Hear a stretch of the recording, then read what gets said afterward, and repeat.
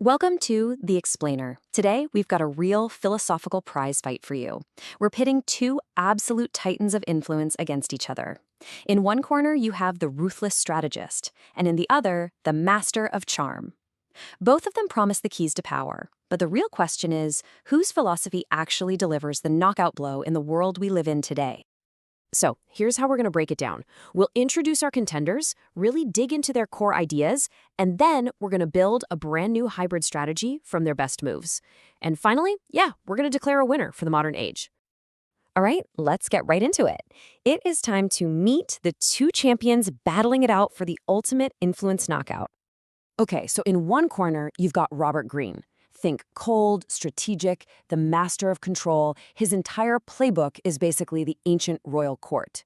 And then, in the other corner, Dale Carnegie. He's all about warmth, connection, empathy, totally at home in, the modern office. These are two completely different roads to the exact same destination: power. Now, Carnegie's book, How to Win Friends and Influence People, it is a timeless classic for a reason. His whole argument is that the most effective way to lead, to persuade, is by really understanding people, listening to them, and building authentic relationships. And his principles are just so practical. Smiling, listening intently, showing you sincerely appreciate someone. These aren't just, pleasant things to do. They're the literal building blocks of influence. The whole point is to make people genuinely like you and want to support you. You're creating allies through goodwill, not forcing their hand. And then there's Greene. His book is a whole different beast. It is completely unapologetically strategic.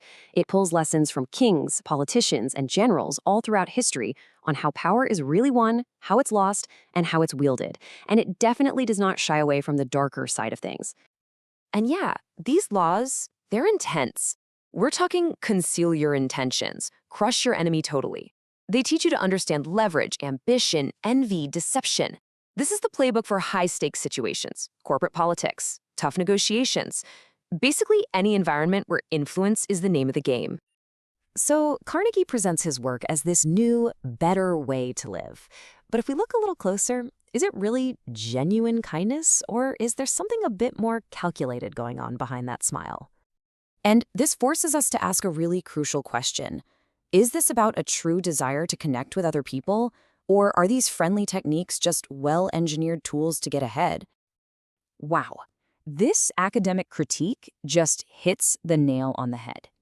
It argues that in Carnegie's world, gentleness isn't some moral obligation. It's a tool, and it's valued for its utility. Kindness becomes a tactic, not a core value. And this is right where that line between influence and, manipulation starts to get really, really blurry. And Carnegie himself kind of proves the point. He uses the language of engineering, the phrase handling people. It suggests that other people can just be seen as obstacles that you need to overcome on the path to your own success. Okay, let's swing back to Greene and see how his ruthless, almost medieval philosophy holds up. Is it timeless wisdom, or is it just dangerously outdated in the modern world? Greene is straight up channeling Machiavelli here. He argues that if you depend on a fleeting emotion like love or friendship, you're just making yourself insecure and vulnerable. Fear, on the other hand, is a tool that you can actually control.